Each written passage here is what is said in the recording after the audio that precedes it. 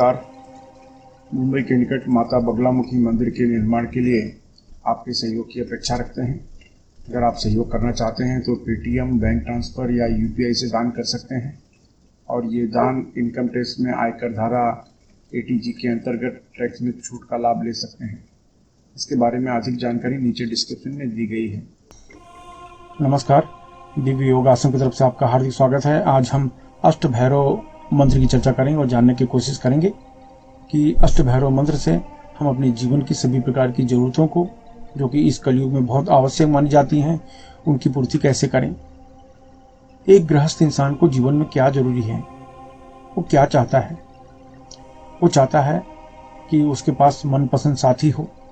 फिर क्या चाहता है, उसके पास खर्च करने के लिए धन हो, एक अच्छी नौकरी हो, अच्छा व्यवसाय हो, अच्छे स्वभाव वाला उसका पार्टनर हो, उसका शरीर निरोगी हो, उसके परिवार में कोई क्लेश न हो, योग्य संतान हो। इसी तरह की हर इच्छा हर इंसान करते रहता है। तो क्या आपकी सभी प्रकार की वो इच्छाएं पूर्ण होती हैं? नहीं। आपके पास धन है, सब कुछ है, लेकिन शत्रु आपके पीछे है। विघ्न संतोषी जो होते हैं वो आपके पीछे हैं। तो आप अपने जीवन में सुखी कैसे रह सकते हैं? तो विघ्न संतोषियों से बचने के लिए, आपका बुरा चाहने वाले शत्रुओं से बचने के लिए अष्ट भैरव मंत्र बहुत उपयोगी माना जाता है। अष्ट भैरव मंत्र आपकी मनोकामना, इच्छाओं को पूर्ण करता है, प्लस आपको, आपके परिवार को चारों तरफ से सुरक्षा प्रदान करता है। यही नहीं, अष्ट भैरव के उपासक जो होते हैं उनके ऊपर देवी की कृपा हमेशा बनी रहती है, क्योंकि जिनके ऊपर भैरव प्रसन्न होते हैं उनके ऊपर से देवी की कृपा कभी दूर होती ही नहीं। यानी भैरव के उपासक से देवियां हमेशा प्रसन्न रहती हैं। तो किसी भी देवी की आप पूजा करते हो, साधना करते हो, व्रत करते हो, उपवास करते हो, और अगर आप भैरव के उपासक हैं तो आपके लिए देवी की कृपा पाना आसान हो जाता है। तो आज हम अष्ट भैरव की बात करेंगे।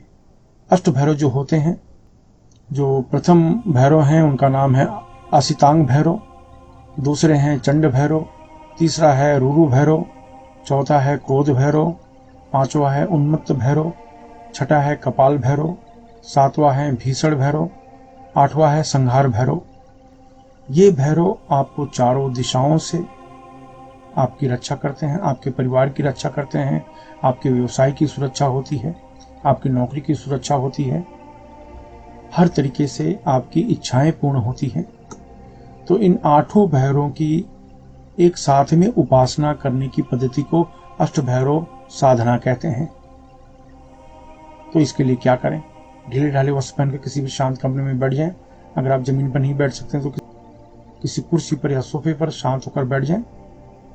अब अपने थर्ड आई को पिंच करें और 10 बार प्राणायाम करें, यानी जोर से सांस खींचें। जितनी देर तक हो सके रोक के रखें, यानी रोक लें, जितनी देर तक हो सके रोकें और फिर छोड़ें। इसे 10 बार प्राणायाम करना है।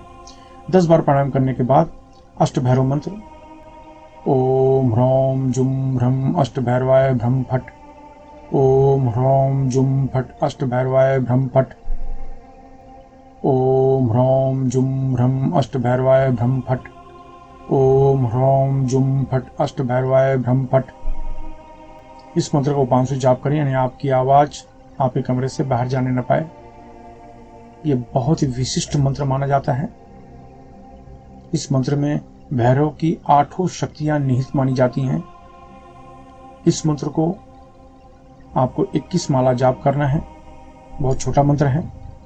21 माला जाप करना है, यानी 21 माला 11 दिन तक इस मंत्र का जाप करना है और 12वें दिन किसी को फल या भोजन का दान कर दें। इस मंत्र की जो शुरुआत होती है किसी भी शनिवार से या किसी भी अष्टमी से या ग्रहण से या अमावस्या से, इन दिनों में से कभी भी इस मंत्र का अभ्यास शुरू किया जा सकता है। ये मंत्र बहुत ही शक्तिशाली माना जाता है, लेकिन ये मंत्र को करने के पहले कुछ विशेष प्रकार के नियम हैं। उस नियम को जानना आपके लिए बहुत ज़रूरी है। आइए जानते हैं उनके नियम को। अपनी पूरी श्रद्धा बनाए रखें। इस मंत्र को गृहस्थ सन्यासी कोई भी जप कर सकता है। इस अभ्यास में दीक्षा की जरूरत इसलिए नहीं होती क्योंकि आप अपने आगे चक्र पर ध्यान देकर मंत्र जपते हैं। इस मंत्र से शरीर में अत्यधिक गर्मी पैदा होती है, इसलिए ढीले ढाले वस्त्र पहनकर अभ्यास करें। महिलाओं को सम्मान दें। पति पत्नी अगर इस मंत्र का अभ्यास करें तो 10 गुना ज़्यादा लाभ मिलता है। अगर आप नौकरी कर रहे हैं, बेरोजगार हैं या आप विद्यार्थी हैं, गृहिणी हैं, तो इस मंत्र को पूरी दिशा की तरफ मुँह करके जपें। अगर आप व्यापार कर रहे हैं या कला के क्षेत्र में हैं तो इस मंत्र को पश्चिम दिशा की तरफ मुँह करके जपें।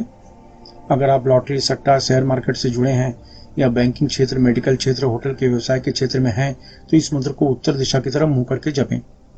अगर आप जमीन खरीदने बेचने का कार्य करते हैं, खेती का कार्य, कोयला, लोहा, चमड़ा तथा तेल के क्षेत्र में हैं या कोई ऐसा कार्य करते हैं जिसमें आपको ब्रोकरेज देना पड़े या लेना पड़े, यानी दलाली लेनी पड़े या देनी पड़े, तो इस मंत्र को दक्षिण दिशा की तरफ मुँह करके जपें। इस मंत्र का जप 18 वर्ष के ऊपर कोई भी स्त्री पुरुष कर सकता है। याद रखें, जब भी आप कोई अच्छे कार्य की शुरुआत करते हैं या संकल्प करते हैं, तुरंत कोई न कोई अड़चनें आनी शुरू हो जाती है।